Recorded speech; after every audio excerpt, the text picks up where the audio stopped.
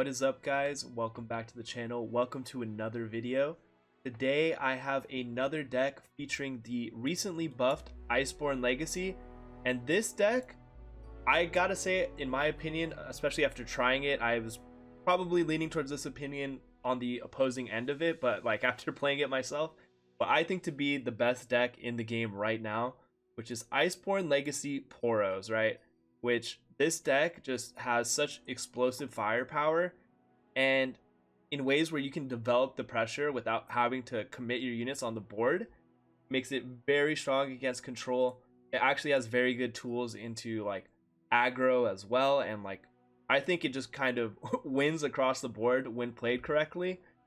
And as someone with a lot of experience with elusives, I was blown away with how strong the deck was and how easy it felt to win games, right? So the main idea of this deck is Daring Poro is a unit that can get buffed by Iceborne Legacy and can get created from either obviously the Daring Poro or the Poro Cannon, which gives you 2 more Daring Poros, and Iceborne Legacy can buff these to 3/3s.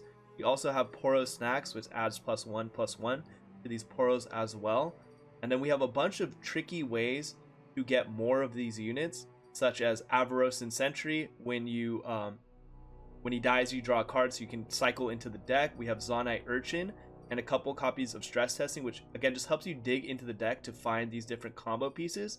We have 3 copies of Time Trick, which helps you predict into Iceborne Legacy, Poro Snacks, or something if you can't find it.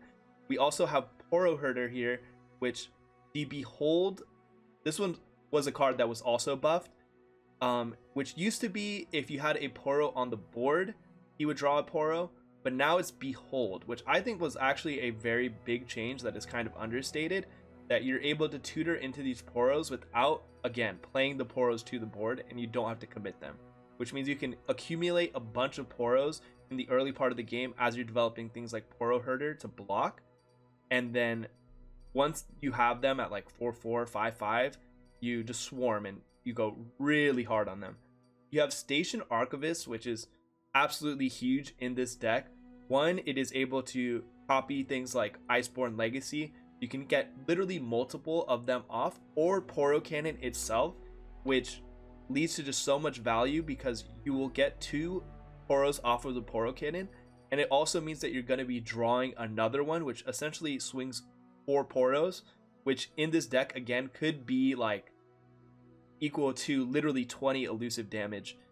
And one of the things that also I think makes this deck so effective, into the decks where normally like healing is so prevalent and so powerful, you can lay back, chump block, and build up a large enough Poro attack that healing doesn't even matter, and you could just kill them in one turn. That's like kind of the best way I would think to deal with those kinds of decks, and it just makes it so all of the matchups that would be harder for a deck like this, it's just so much harder to deal with. Like, we also have 2 copies of Battle Fury for like if they did manage to stabilize and deal with the swarm of Poros, or you didn't find Iceborne Legacy and you weren't able to go like wide with elusive damage, which wide is always the best, I would say.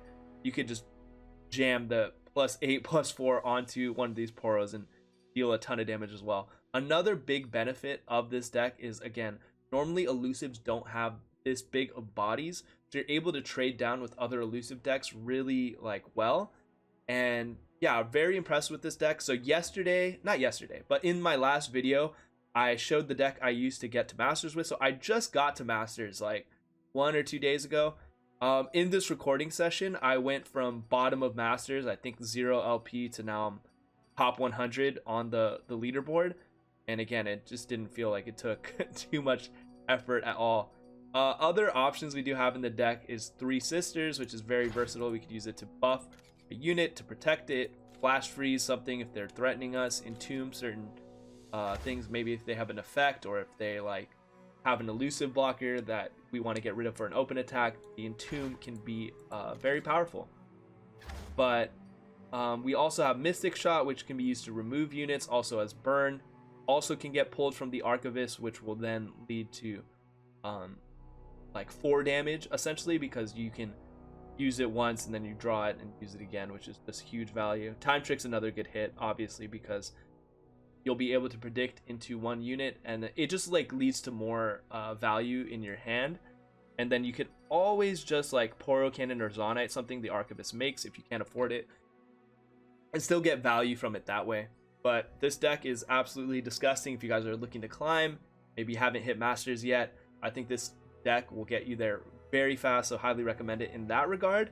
And I don't know how long it's going to last. I am maybe not of the opinion that it needs to get a hot fix, but I wouldn't be surprised if it happened. So if any of you guys are looking to take advantage of something like this, I would say sooner rather than later. But hopefully you guys enjoyed this video, enjoyed the gameplay that I have lined up for you guys, and I'll catch you guys in the next video. If you guys haven't subscribed to the channel, it would mean a lot if you guys hit the subscribe button.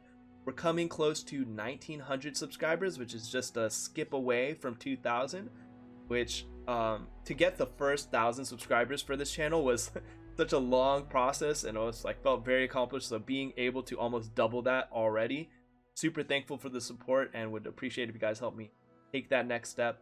And drop a like, drop a comment, let me know what you guys think about it. Let me know what other decks you want to see on the channel, and just like decks that you know, maybe also got created off of the patch and stuff like that.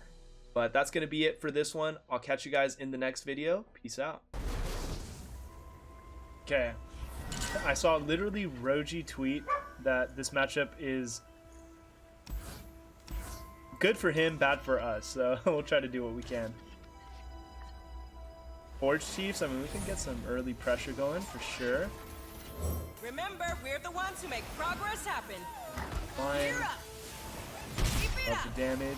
That probably means though that he has a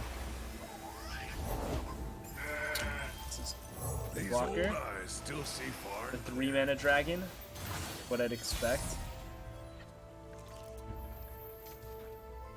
I think it's low-key just like attack full wide board and try to get whatever value we can. Let's get Bucks to work. with this, denies draw, but like just whatever damage we could get is good here. And we go to max spell mana. That's good. Get a trade on the goat, even though he's getting a gem. Keep it up. It's a pretty good chip. Great way to use our spell mana this round.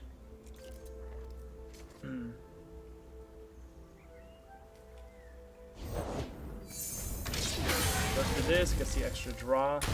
I think we just go for a snacks and pass. Because if he does attack here with these, I get some draws, which might change what we do.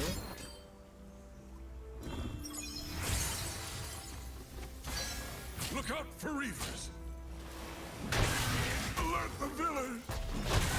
Light the signal fires! I think I just lose the sentry and just dig into the deck a little bit.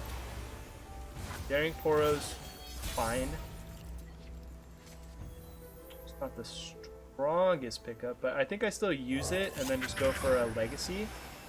And if he goes for like a kill on it, I can improvement to just like guarantee that I have another one back.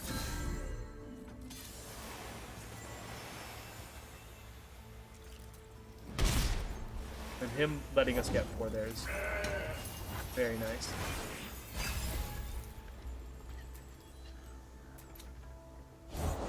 I serve my people with pride.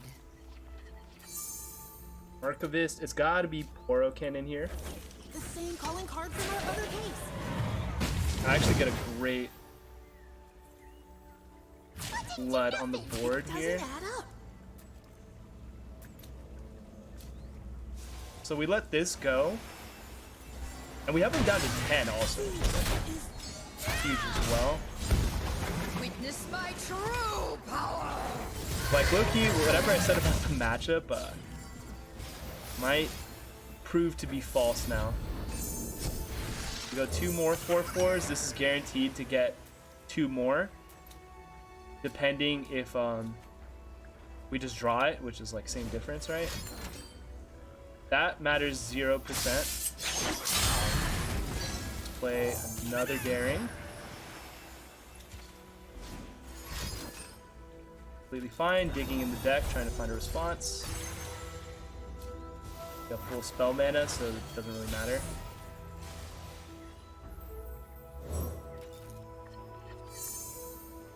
Or another cannon. And like the wider here, I think is the better. Of flame, God's burning in starfire. So we just go get rid of snacks. Poro, Poro, copy Poro, and I think we win. So I think he has to have like double single combat.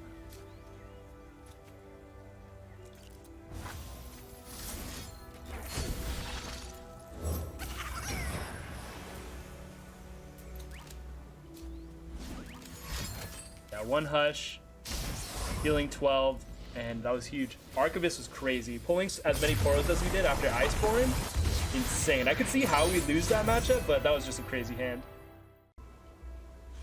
Up against some kind of Ezreal control deck. This hand is kind of nuts. I don't think I keep Time Trick, but the stress testing, Poro Cannon, all of that, and the Iceborne Legacy get rolling for sure. And we're totally down to just pass these first few turns. Like, that's one thing to note for you guys, if you guys aren't like familiar with this deck or aren't feeling comfortable, is that like you're so fine passing with this deck, especially against other non-aggressive decks, because you want to think of it like combo plays, right? And that's like the main thing you're digging for, is like different combo options. I mean, a fleeting stress testing obviously doesn't matter, so we just go Poro, Iceborne. Get some good use out of our spell mana.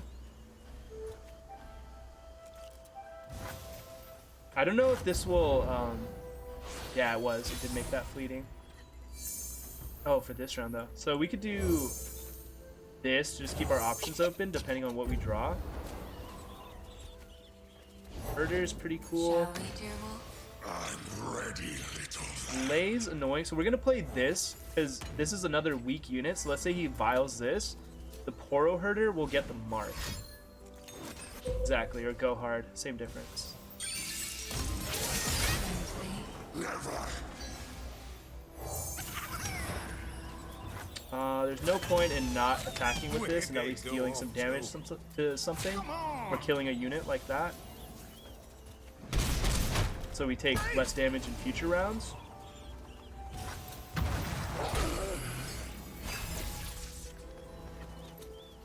Nax is pretty good to keep out of range of, like, there's a lot of deal 3 type of spells here.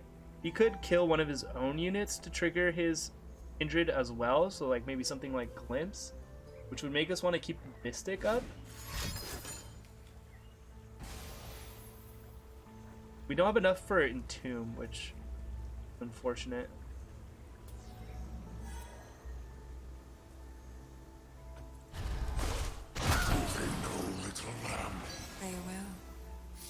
Maybe a double Mystic is good, actually. I think actually just that's fine. Gets rid of the mark.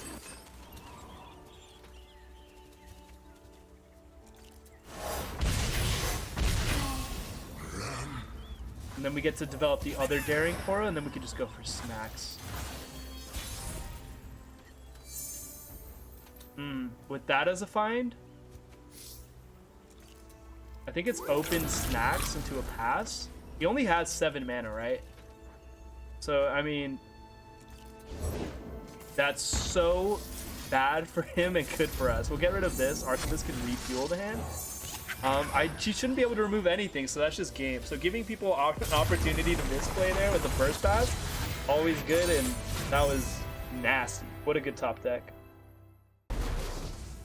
Okay, we're up against what's presumably a Trundle Aesol Peak deck. I think we keep Poro Cannon, but we look to try and find the buffs that go along with that. Avaros and Sentry, I might even discard to draw another Poro, because Avarosin, while it could be card draw, I feel like most of the time they're not really trying to kill it. We'll just see how these draws shape up, because this has the potential to be a good hand. At the moment, it's kind of mid. Yeah, with this, we go ahead and discard an Avarosin to behold, so then we could play a Poro herder and draw another Poro. So we have like no shortage of Poros here, but just none of the buffs that like make it extra crazy. Getting some damage is always nice. Double Mystic. He's ramping hard. I can't say that matters though. Low key, there's a timeline. Like if our draws are kind of bad going forward. Oh, okay, that's great. I have to be cautious though, still, of like Avalanche.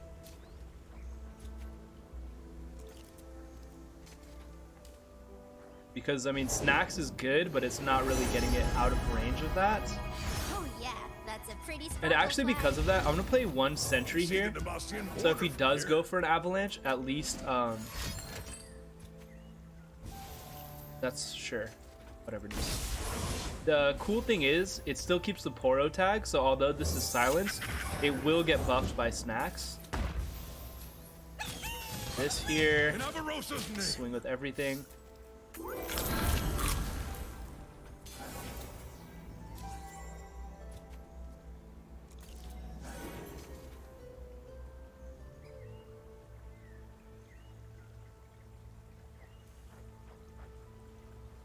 Yeah, something like an Iceborne Legacy, obviously insane with what we have. And like the good thing about him playing his really big cards is he'll want to kill us. I think if he doesn't already, he definitely will after.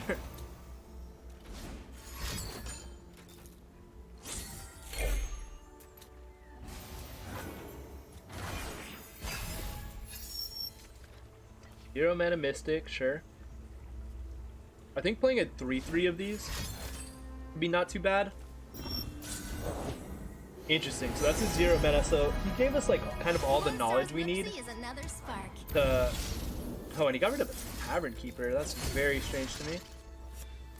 What have I told you? Stay out of there. Just develop this.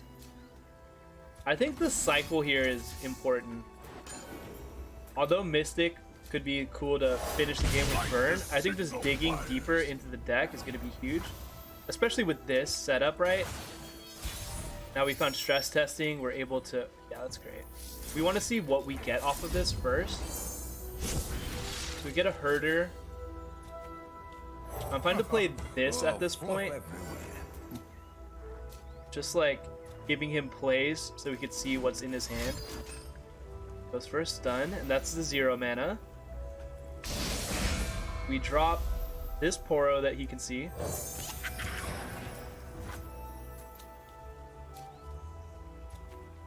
I don't know if I go all in yet. I can barely keep up. I think it's just like...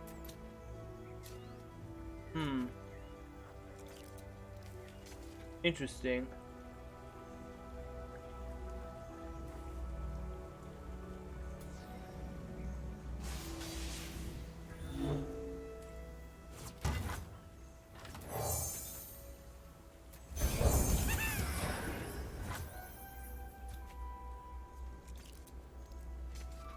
I just have to be cautious if he has the AoE unit. I don't think he would though. I don't think he's that 5-head. Like I think we just play this and we just go for it. Yeah, he just doesn't have anything. Like, I don't know, I'm going with the hand read here. It's like maybe he has freezes or something, but we'll take this damage. If he actually has the 8 mana unit after all this, he's a better player. Like, that's it. But I don't think he'd go down that low if that was the case. Like, I think he would play it like when I had 2 or 3 on the board. This is fine, because neither of these have Overwhelm, so I could block just one of them probably. I don't even think I use this, because we want to be able to re-up lethal. And his ASOL will level, but it doesn't really matter. Still hasn't played a 0 mana card. but I really don't think I care. Blocking this is better because that gets the Fury.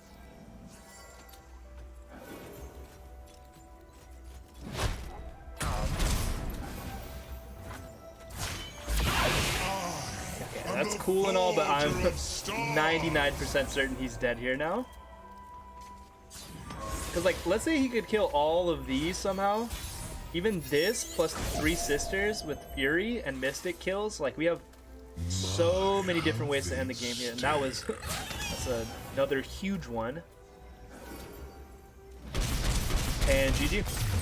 Yeah, like, he never developed any of his big stuff that can kill us, so that was just too easy. Some type of Karma Diana troll deck, I'm assuming. I don't really want any of this to start the game. I think just digging for some better options would be good. Battle Fury's probably not the best in this matchup because he can just like stun whatever I use it on, or like Hush even. Hush is the craziest answer. So we'll just go Aberration here. Try to slow play a little bit. The spirit gives to those who listen. He should just let this damage through. He actually goes for the trade, which I'm also fine with that. Like, we dug deeper, we found a Poro snack, which is just good. I fight with my He goes second eye, so pretty much what this means is like he'll be able to heal up damage fine. So like we want to slow play as much as possible and be able to kill in like one turn.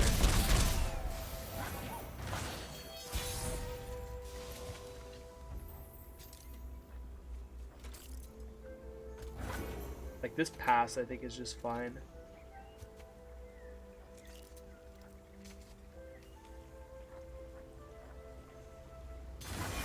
That's great. So he tries to burn our mana, but we're looking for other components at this point anyways. Speaks through me. We use Time Trick. I think an Archivist is the best pickup here for now. And we'll use this on probably Mystic because it gets notified. I don't love. I like having some more burst speed options. And we play the Poro Herder as just a good blocker that can block into Not all mean well. his karma, so we just take some less damage.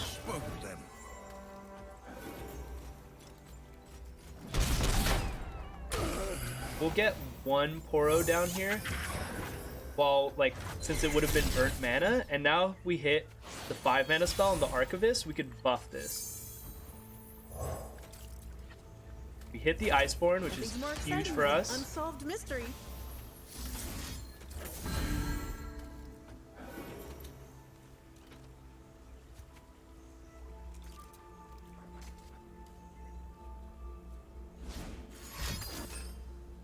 Uses the stun, really okay. Go with the second Daring Poro.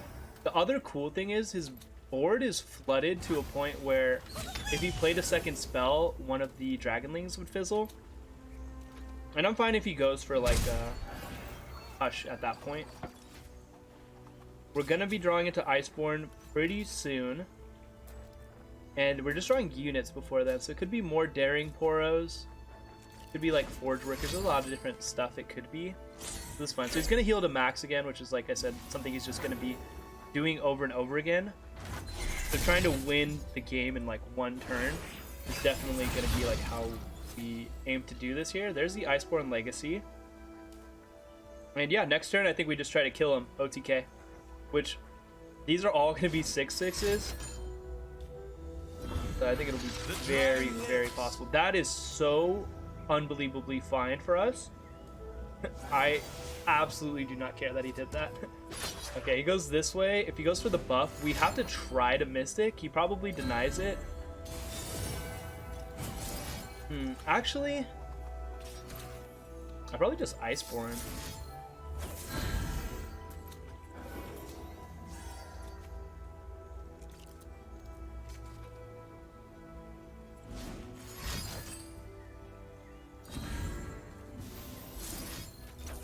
Worth a try.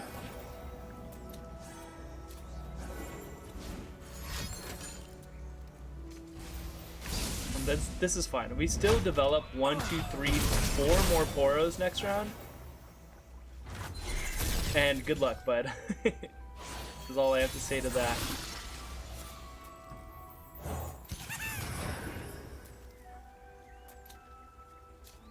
There's like probably not anything in his deck that makes like crescent strikes or something like that.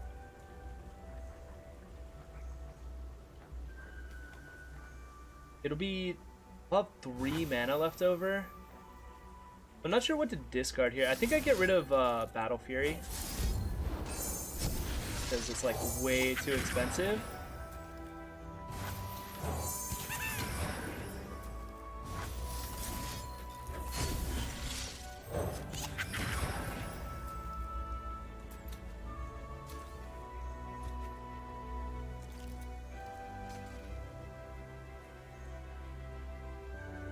Pray for the OTK.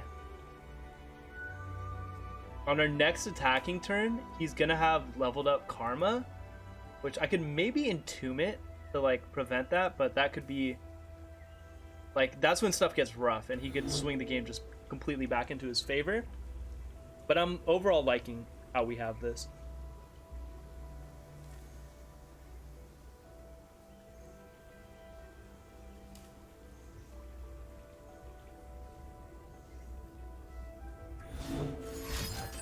Starlight Epiphany, that is very funny to me.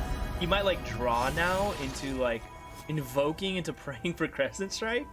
I could see that like being a line, really. Oh, that's GG. He blocks one of these and he dies. That is so funny. Nice attempt, buddy. And Poros are just like too good. I think he played that not too bad, but like Poro value, if you just don't take care of him, is so strong. Okay, look, Ezreal Caitlyn. Haven't seen this in a minute. Honestly, I think we keep this hand. If we get draw, we have a blocker for like early units, early pressure. And we have all the Poros we need. So, I mean, obviously we need to draw into like Iceborne and the buffs. We get to thin out the deck with Herder. This is pretty sweet. Avaros is a great draw too. You can put some pressure down. And then if obviously he wants to deal with the pressure, like we get draw off of it. For the homestead. Because like this chip damage is huge, and Avarosin is one of those ones where they don't really want to be blocking it for the most part. Oh, we get all of our Poros. It's actually super clean. Little ones. Let's investigate. We just let this strike here, I think. And we go wide.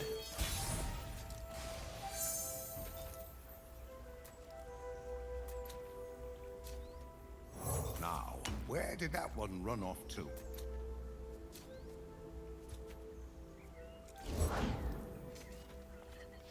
Our attack kind of sucks.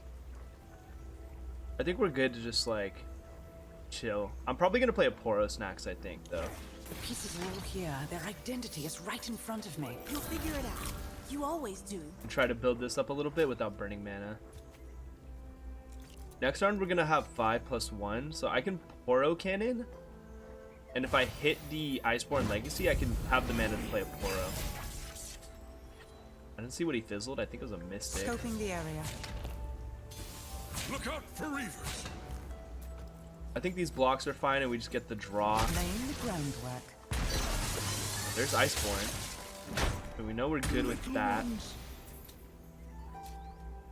I think I just play a Poro. Stay out of there. I like chill out. If he reacts to it. Baiting a Mystic's also not bad from that. This is just like boom, and then I think next round we're good to just attack with 1, 2, 3, 4 Poros. Here's my calling card. Potentially 5 if that one lives, but I'm counting this one as dead on arrival.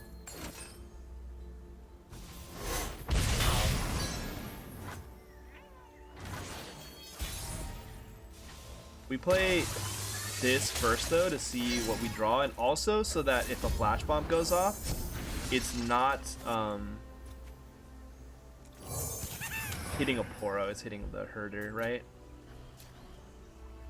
2, 3, 4. So we're gonna play obviously the improvement one over the normal one. That's a pretty expensive spell for him.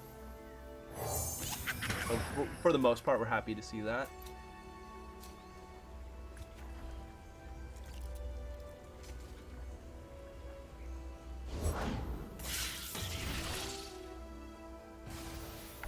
This is all pretty good ways to just like stop our stuff.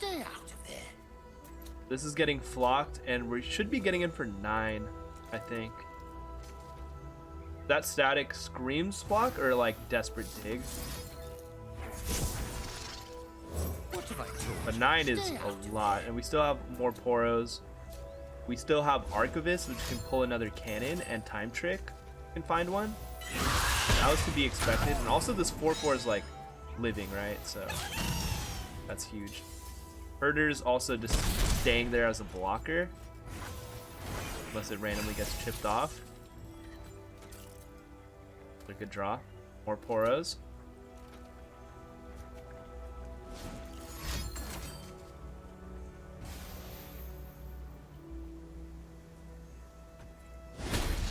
I think I'm just playing Archivist here and seeing what we pick up. Definitely the cannon. I think we have something on that case. Actually huge.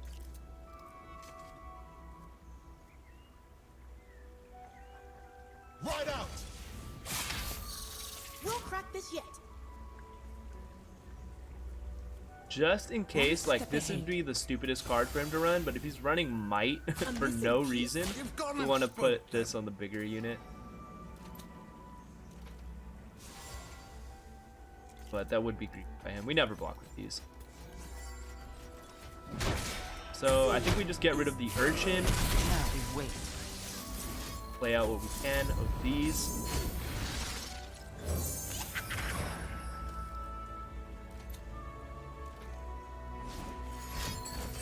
That's really funny, because that's not going to do much of anything.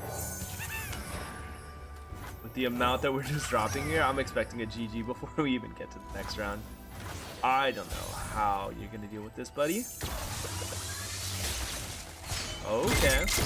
Closing in on the mark. No backup needed. What did we just draw? A cannon, right? With the cannon, I think I'm just going full board. Yep. GG. Like, this deck is actually so disgusting. It's crazy how little effort it feels it takes to win games, but GG. And that's going to do it for today's video. Hopefully you guys enjoyed the gameplay. I think that gameplay showed that the deck is nothing to be played with, and it is very strong. So once again, if you guys are looking to climb to Masters or even climb within Masters, I think this is the way to go. You'll be getting fast LP, like faster than you know it for sure. If you guys enjoyed the video, make sure you guys leave a like and drop a comment if there's anything you guys want to see featured on the channel in the future. I always look at the comments and look for like what you guys want to see in particular. I have some ideas of what I'm going to be doing, but that extra nudge always helps in like a specific direction. But appreciate the support as always, and I'll catch you guys in the next one.